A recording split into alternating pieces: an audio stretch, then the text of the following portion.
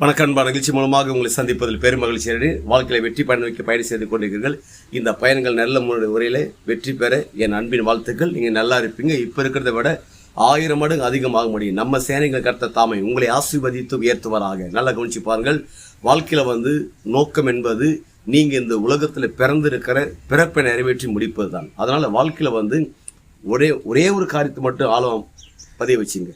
இந்த உலகத்தில் உங்களை சுற்றி ஏகப்பட்ட நெருக்கடிகள், பிரச்சனைகள், பிராபலத்தின் வழியாகத்தான் நம்ம எல்லாரும் நடந்து போகிறோம். ஒவ்வொரு நாளும் ஒவ்வொரு பிரச்சனை சந்திக்கிறோம். ஆனால் இதற்கு நடுவில் ஒரு அழகான நோக்கங்கள், ஒரு அழகான டிசைனாக உங்களுக்குள்ளே கடவுள் வைத்திருக்கிறார். அதுதான் உங்களுடைய ஆசைகள், விருப்பமாக இருக்குது. அப்போ இந்த ஆசைகள், விருப்பங்கள், இந்த நோக்கங்கள் எந்த விதமான பிராபலம் இல்லாதபடிக்கு மகிழ்ச்சியோடு சமாதானத்தோடு அதை நிறைவேற்றி முடிக்க வேண்டும் என்றால் நல்லா கவனிச்சு பாருங்கள். 2 நபர்கள் உங்கள் கூட இருக்கிறோம். ஒன்று, உங்களை எப்போதும் தட்டி கொடுத்து கொண்டே இருக்கிறோம், உற்சாகப்படுத்திக்கிட்டு தட்டி கொடுத்துருக்கிறோம்.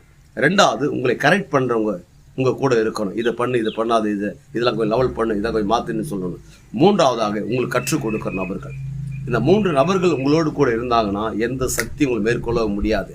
அதனால் உங்களை சுற்றி இருக்கிறவர்கள் உங்களை பயன்படுத்திக் கொள்ளும்படியாக, உங்களை உபயோகப்படுத்திக் கொள்ளும்படியாக சில பேர்கள் இருப்பார்கள்.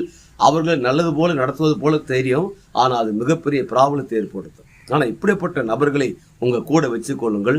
அந்த நபர்கள் உங்கள் கூட இருக்கும்போது என்ன உண்டாகும் என்றால் மிகப்பெரிய அளவில் நீங்கள் வாழ்ந்திருப்பீங்க, செழித்திருப்பீங்க. அதில் வாழ்க்கையில் சோர்ந்து போகாதீங்க. கடந்து போகிற பாதையில் எத்தனையோ டிஸ்டர்பன்ஸ் ஏற்படுத்துகிற மாதிரி சில டிஸ்டர்பன்ஸ் பண்ணுகிற மனிதர்கள் உங்களுக்கு உண்டாக இருப்பாங்க. ஆனால் அந்த 3 நபர் உங்கள் கூட இருந்தாங்கன்னா அத்தனை மனித சக்தியும் உங்களை ஜெயிக்க முடியாது. நீங்கள் தான் ஜெயிப்பீங்க. என்ன பிளான் பண்ணீங்களோ எல்லாமே ஒர்க் அவுட் ஆகும். உங்களுக்கு விரோதமாக உருவாக்கப்படும் ஆயுதங்கள் அது வாய்க்காதே போகும். என்றால் கடவுள் இப்படிப்பட்ட நபரை தான் நமக்கு வெளிச்சம் போட்டு காட்டுறார். அந்த நபரை தேர்ந்தெடுப்போம். அந்த நபரோடு கூட நேரத்தை ஒதுக்குங்க. அவங்க கூட நீங்கள் சவகாசம் வைத்துக் கொள்ளுங்கள். உங்கள் லெவல் வேறு லெவலாக இருக்கும். அதன் பிறகு என்னங்க, ஒட்டுமொத்த உலக நாடுகளுக்கு நம்ம ஆண்ட இயேசு கிறிஸ்து உங்களை கடன் கொடுக்கும்படியாக வைக்கிறார். நீங்கள் வற்றாத நீரூற்றி போல இருப்பாய் என்று சொல்லி உங்களிருந்து விடைபெறுகிறேன். உங்கள் நண்பன் ரவி, பெரியபாளையம்.